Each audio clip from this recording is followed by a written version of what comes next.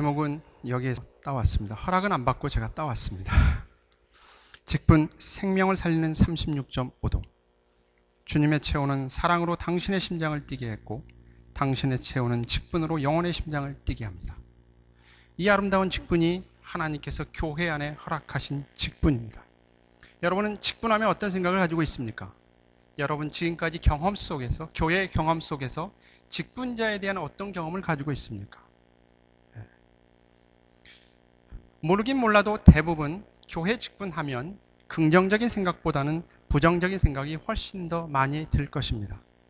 이 세상에 있는 사람들에게 가서 교회 직분에 대해서 어떻게 생각하십니까? 라고 물으시면 그들은 매스컴을 통해서나 자신들이 경험한 사람들, 교회에 다니는 사람들, 직분자를 통해서 받았던 경험을 통해서 분명하게 부정적인 대답을 할 것입니다. 우리 또한 그 부정적인 시각을 갖고 교회 안에 있습니다. 근데 하나님께서 교회 안에 직분을 세울 때는 그 부정적인 시각을 갖도록 하기 위해 세운 것이 아니라고 하는 것이 성경이 우리에게 주는 내용입니다. 최소한 우리는 교회 안에 있는 사람으로서 성경에서 직분에 대해서 무엇이라고 말하고 있는가라는 것에 대해서는 알아야 되지 않을까 하는 생각을 해봅니다. 그런 면에서 직분을 한마디로 표현하면 오늘 설교 제목이 주어진 것처럼 이 영상의 그 제목처럼 생명을 살리는 36.5도. 그보다 더 멋진 표현이 어디 있을까? 이런 생각을 해보게 되어집니다. 오늘 이 본문의 말씀 디모데전서 3장 8절과 13절의 이 말씀을 통하여서 우리가 가지고 있는 그 직분에 대한 가짜 개념을 좀 벗어버렸으면 좋겠습니다.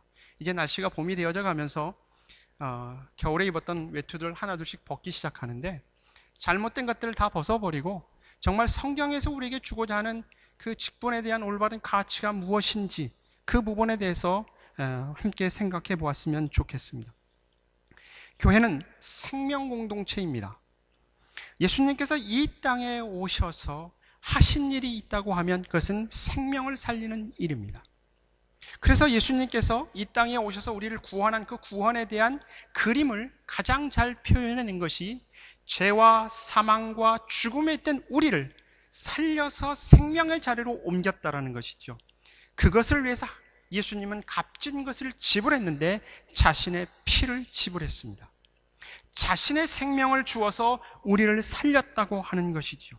그래서 교회는 언제부터 시작되어졌냐 하면 바로 이 예수 그리스도의 생명을 우리에게 접붙이는 성령의 사역으로부터 시작되어집니다. 그래서 오순절 성령 강림 사건 이후에 교회가 탄생하게 되어집니다.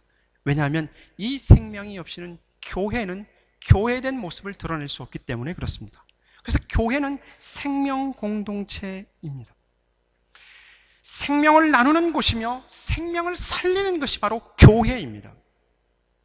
우리 교회가 가야 될 방향은 바로 이 방향입니다. 생명을 살리는 곳입니다.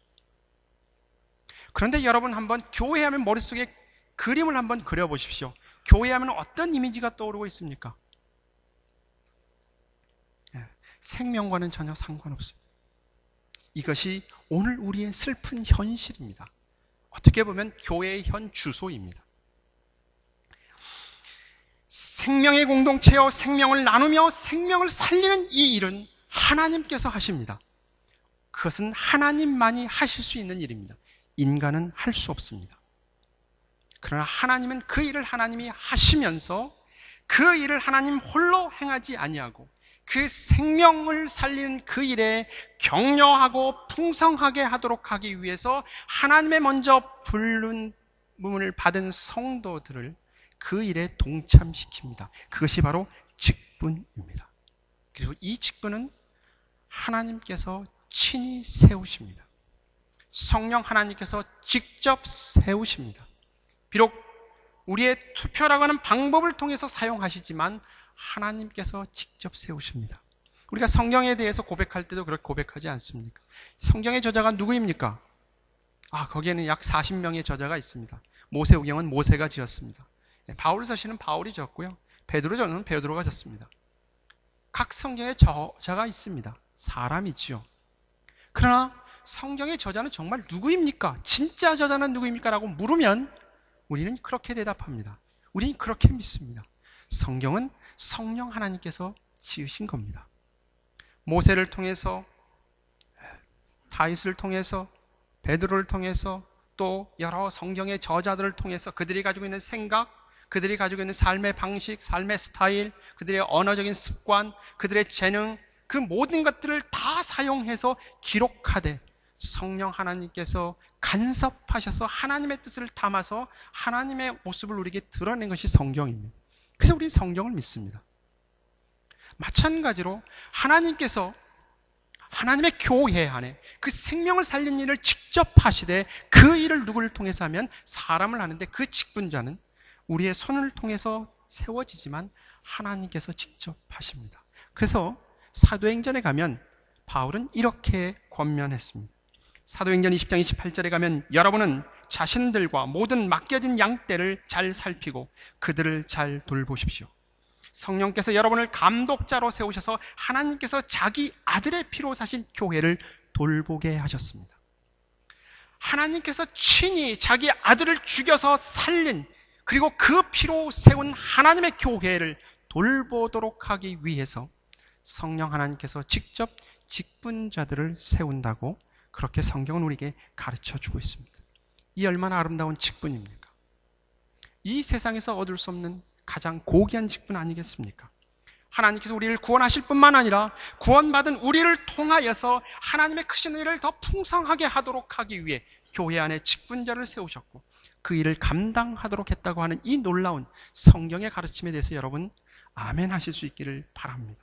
이 직분을 통하여서 하나님의 교회는 하나님의 사랑이, 은혜와 하나님의 격려가 풍성하게 나타나게 하고 따뜻하게 나타나게 하고 하나님의 사랑으로 생명을 살리는 그 일들을 하도록 하기 위해 하나님은 직분자를 세우십니다.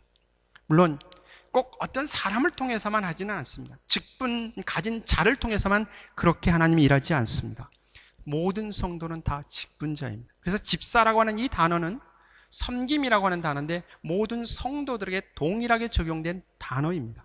그럼에도 불구하고 모든 성도들이 이 일을 감당함에도 불구하고 성경은 특별히 직분자의 이름으로 이 집사라고 하는 단어를 쓰는 것에 대해서 우리는 또다시 주목을 해봐야 됩니다. 교회 안에 하도 문제가 많으니까 우리는 이런 질문을 던집니다. 꼭 직분을 통해서만 하나님의 일을 합니까? 아닙니다. 직분 없어도 모든 성도는 하나님의 일을 하시는 사람들입니다. 그 말 많은 직분, 연례 한 8 정도는 부작용이 많은데 그 직분 꼭 있어야 합니까? 우리는 이런 질문을 던질 수 있죠. 그래서 어떤 교회에서는 직분이 없는 교회도 있습니다. 이게 좀 확대되어지면 우찌무라 간조라고 하는 사람이 나는 성경을 믿습니다. 예수 그리스도의 구원에 대해 믿습니다. 근데 교회는 믿지 않습니다. 라고 해서 교회 없는 신앙을 한 사람이 있습니다. 무교회주의죠. 그분의 영향을 받은 대표적인 한국 사람이 이제 함석헌 씨가 되죠. 무교회주의. 성경을 가르치고 성경을 믿는데 교회를 믿지 않습니다. 여러분, 그 말 들으면 아마 동의하고 싶은 마음이 들 겁니다. 굳이 교회 가서 예배드리고 지지고 볶고 해가면서 신앙생활 해야 되느냐? 내 있는 자리에서 내가 하나님을 잘 믿고 섬기고 내가 살면 되지 않겠는가? 그렇게 이야기할 수도 있습니다. 근데 성경은 교회를 믿도록 하죠. 그래서 우리의 신앙 고백 가운데 뭐예요? 교회를 믿습니다라고 우리가 주일마다 고백하는 거예요. 주일마다 교회를 믿습니다. 그 교회 안에 하나님께 세우신 이 직분을 믿습니다. 왜냐하면 부작용이 많음에도 불구하고 하나님께서 교회 안에 이 직분을 세웠기 때문에 그렇습니다. 그래 하나님의 교회 안에는 반드시 이 직분이 있어야 합니다. 왜냐하면 그 직분을 통해서 하나님께서 의도하신 목표가 있기 때문에 그렇죠. 그것이 무엇입니까? 생명을 나누는 것. 생명을 풍성하게 하도록 하기 위해서 이 직분자를 세우는 것이죠. 그 직분자를 통하여서 하나님의 사랑이 드러나도록 함으로 하나의 샘플로도 제시하고 있는 것이 바로 직분입니다. 그러므로 먼저 직분이 된 사람이나 앞으로 세움받을 직분이나 직분을 뽑을 사람이나 우리는 이 하나님께서 내신 직분에 대한 올바른 이해가 먼저 선행되어져야 된다고 생각이 되어집니다. 우리말에 구더기 무서워서 장 못 담그랴 하는 말이 있죠. 어떤 일에 방해가 있다 할지라도 부작용이 생긴다 할지라도 꼭 해야 된다고 하는 일은 해야만 한다는 의미이죠. 그런 의미 속에서 우리는 부작용인 것은 좀 빼놓고 하나님께서 맨 처음 의도하신 교회 안에 의도하신 그 직분의 의미가 무엇인지를 살펴봐야 합니다. 그것은 생명을 살리는 일입니다. 생명을 나누는 일입니다. 생명의 일을 맡겼습니다. 그래서 직분자에게 요구하는 것이 오늘 본문의 말씀 속에서 어떤 자가 이 직분을 맡아야 되냐라고 요구하고 있는가 하면 믿음의 비밀을 가진 자라 그랬습니다. 믿음의 비밀을 가진 자, 비밀을 가진 자야. 여기서 말하는 이 믿음의 비밀은 내가 하나님을 개인적으로 어떤 신앙적인 체험을 했다, 이 체험을 말하는 것이 아닙니다. 여기서 말하는 이 비밀은 성령의 은사 가운데 나타나는 그런 특별한 은사를 의미하는 것도 아닙니다. 여기서 말하는 비밀은 하나님의 지혜를 말합니다. 고린도서 2장에 가면 바울이 이 부분에 대해서 잘 표현해냈습니다. 하나님의 지혜, 그 하나님의 지혜, 이 비밀은 이 세상에서는 알 수 없습니다. 그래서 비밀이라고 얘기합니다. 하나님의 지혜, 한마디로 하면 십자가입니다. 십자가는 복음의 핵심이죠.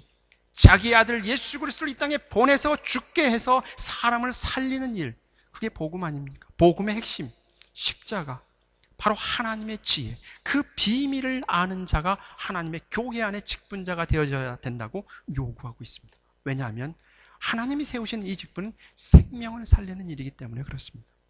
한번 여러분 생각해 보십시오.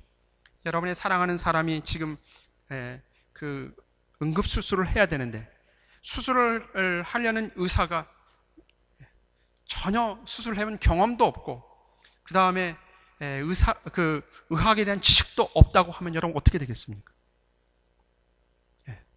여러분 어떻게 되겠습니까? 그 생명을 맡길 수 있겠습니까? 그래서 하나님 교회 안에 직분자는 이 생명의 비밀을 아는 자, 참된 복음의 비밀을 아는 자이죠. 이 비밀을 모르는 자가 교회 안에 직분자가 되어지면 사람을 죽이는 일을 하게 되어집니다. 하나님의 교회가 그렇게 많이 문제를 일으킨 이유 중에 하나가 바로 이것 때문에 그렇습니다. 근데 왜 그러면 교회 안에 이 생명의 비밀을 모르는 자가 다 직분자가 됩니까?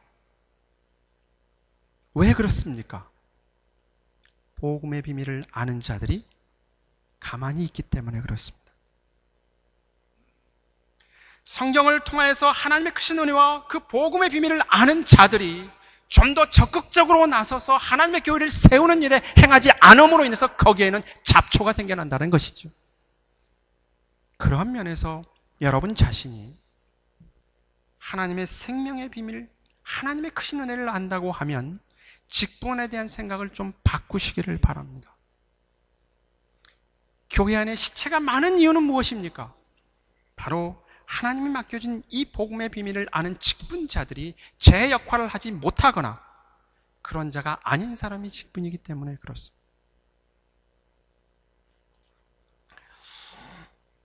생명을 살리는 일, 하나님의 교회를 예수 그리스도의 사랑으로 따뜻하게 하는 그 일에 여러분 발벗고 나서기를 진심으로 바랍니다. 직분자에게 요구되는 또 다른 것은 이 비밀을 아는 자일 뿐만 아니라 그 아는 것이 단순한 지식으로 성경 시험을 보기 위한 그 지식으로가 아니라 그 믿는 내용, 복음의 진수의 내용을 제대로 이해하고 자신의 삶과 인격을 통해서 체득된 자야 된다고 요구하고 있습니다. 그래서 깨끗한 양심의 믿음의 비밀을 가진 자라 그렇게 표현합니다. 깨끗한 양심의 믿음의 비밀을 가진 자, 하나님의 참된 복음의 진수를 이해하고 자신의 삶과 인격에 체율된 자를 요구하고 있죠. 그래서 말씀을 시작할 때 감독들과 마찬가지로 1절부터 7절까지 내용은 교회의 감독들이죠. 목사나 장로에 해당하는 직분을 세울 때 그 사람들에게 요구되는 상황이 있는데 그와 마찬가지로 8절부터 나와 있는 얘기가 감독과 마찬가지로 집사들도 사람들에게 존중받아야 되고 한 입으로 두 말을 하지 않으며 술 마시고 흥청대지 아니하고 남을 속여 자신의 이익을 챙기는 사람이면 안 됩니다. 12절 말씀에 집사는 한 아내의 남편이 되어 자녀들에게 자기 가정을 잘 다스려야 합니다. 직분자의 요구에 일반적인 생활, 성품, 삶에 대한 얘기를 요구하고 있는 이유가 바로 그것이죠. 내가 하나님을 주로 고백합니다 라는 것과 내 삶은 엉망인 것에 대해서 그것은 진짜 신앙을 가진 자가 아니다 요구하는 것이죠. 그렇게 요구하는 것입니다. 물론 우리는 한순간에 완벽하게 갈 수 없지요. 여기서 요구하는 것은 내 삶의 방향이 이쪽이다 라고 하는 것에 대한 이야기와 함께 직분자가 되어졌다고 하면 이런 삶을 살아야 된다고 하는 것이죠. 그래서 그 다음 나온 말씀이 뭐냐면, 이러한 직분을 받아서 그 직분을 감당하게 되어지면 어떤 유익이 있느냐라는 내용이 거기 13절의 말씀에 가면 이렇게 표현되어져 있습니다. 하나님이 친히 성령을 통하여 세우신 이 직분을 통해서 얻은 유익이 무엇인가? 집사의 직분을 잘한 사람은 아름다운 지혜와 그리스도 예수 안에 있는 믿음의 큰 담력을 얻습니다. 이 직분은 정말 아름다운 직분이다 그렇게 얘기를 합니다. 이 직분을 감당해 감으로써 하나님의 교회 안에서 아름다운 지혜를 얻는다는 것이죠. 이 지혜는 계급을 의미하지 않습니다. 이 지혜는 어떤 명예를 얘기하는 것도 아닙니다. 하나님 앞에서 당연히 감당해야 될, 존중받아야 될 그 위치를 얘기하고 있는 것이죠. 그래서 교회 안의 직분은 계급이 아닙니다. 섬김이고 나눔이며 예수 그리스도께서 걸어가신 그 길을 내가 걸어가는 거리며 예수 그리스도가 받으신 그 영광의 자리에 가기 위해서 하나님께서 우리에게 직분을 주었다고 하는 것이죠. 더 나아가서 이 직분을 통하여서 예수님에 대한 믿음이 더 확실해지도록 하기 위한 하나님의 크신 배려라고 하는 사실을 이 말씀을 통해서 배우게 되어집니다. 여러분, 하나님이 내게 사랑을 베푸셔서 하나님의 자녀 삼아주셨다 확신했는데 어느 순간 이 확신에 대해서 회의가 드십니까? 여러분, 이 직분을 감당하십시오. 그 직분을 감당함으로써 우리의 믿음이 점점점 확고해진다라고 했습니다. 그렇다고 하면 내가 처음 믿음을 가지고 새로운 신앙의 길을 시작한 이후에 교회 안에 신앙의 연륜이 많아지면서 내 믿음이 성장해 가면서 사모해야 될 것이 있다고 하면 바로 하나님의 직분이죠. 왜냐하면 그 직분을 통해서 내 믿음이 완성되어져 간다고 요구하고 있기 때문에 그렇습니다. 이것 때문에 하나님은 그 수많은 부작용 속에서도 하나님의 교회 안에 직분을 세우는 겁니다. 이것은 직분자가 누리는 유익이죠. 아름다운 직분입니다.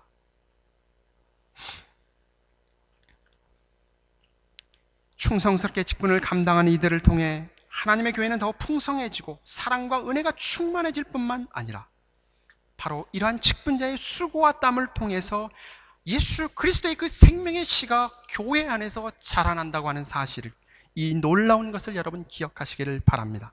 뿐만 아니라 이 직분을 감당하는 자신에게 아름다운 지혜와 신앙의 유익을 가져온다고 하는 사실이 오늘 하나님의 교회 안에 수많은 부작용이 있음에도 불구하고 직분자를 세우는 하나님의 의도라고 하는 사실을 여러분 기억하시기를 바랍니다. 주님의 몸된 교회, 주님의 핏값으로 세운 교회, 오늘 또 이 생명을 살려는 일 하나님이 계속하십니다. 그 일을 위해서 여러분을 초대합니다. 하나님은 직분자를 세우십니다.